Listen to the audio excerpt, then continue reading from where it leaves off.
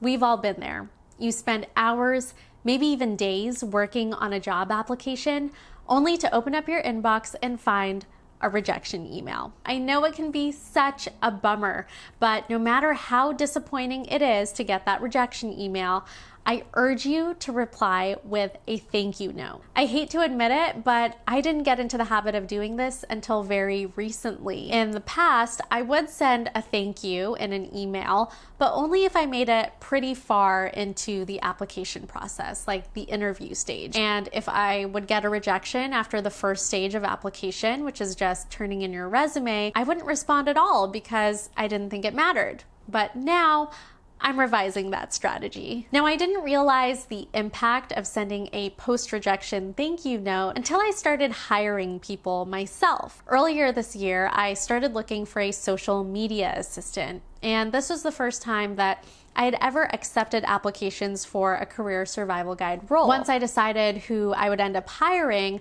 I made sure to personally follow up with each of the other applicants and let them know that they didn't get the job. And of all of the people who did not get the job, only one person responded to say thank you, wish me luck, and express interest in other opportunities. They were very positive and gracious, and they even offered to do volunteer work for me if an opportunity ever opened up. And I have to say, as the hiring manager, I was really impressed. I thought it was so kind of them to respond warmly, and I thought it spoke volumes about their attitude. So if I ever have another opening in the future, guess who I'm going to reach out to first?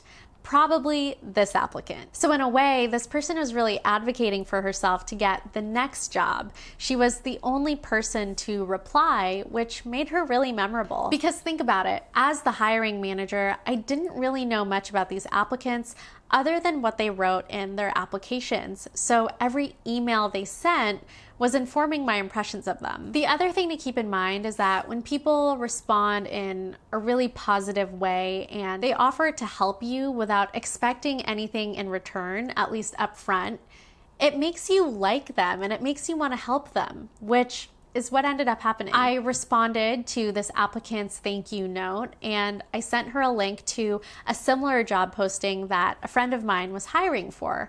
And I told her, let me know if you apply. I would be happy to put in a good word for you. And this is a lesson that I've applied to my own life. I just recently got rejected for a program that I applied for.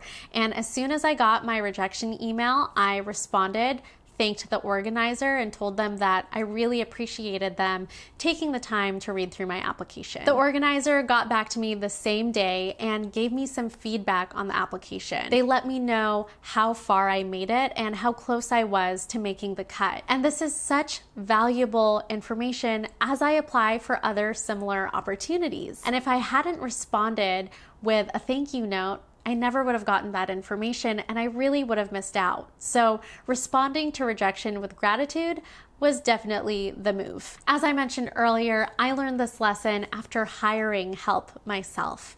And I know that on this YouTube channel, I usually talk about career strategy from the perspective of someone who's a job seeker. But now that I'm on the other side as a hiring manager, it's completely changed my perspective when it comes to applying for jobs. So if you want to hear more about my experience on the flip side as someone who makes hiring decisions, then make sure to subscribe because I cannot wait to share what I've learned with you. Leave a comment down below if you have any questions and I'll try to answer them in another video. And also make sure to find me on Instagram. I love hearing from you. If you have any other questions or if you just want to say hi, then find me on Instagram and let's chat in the DMs.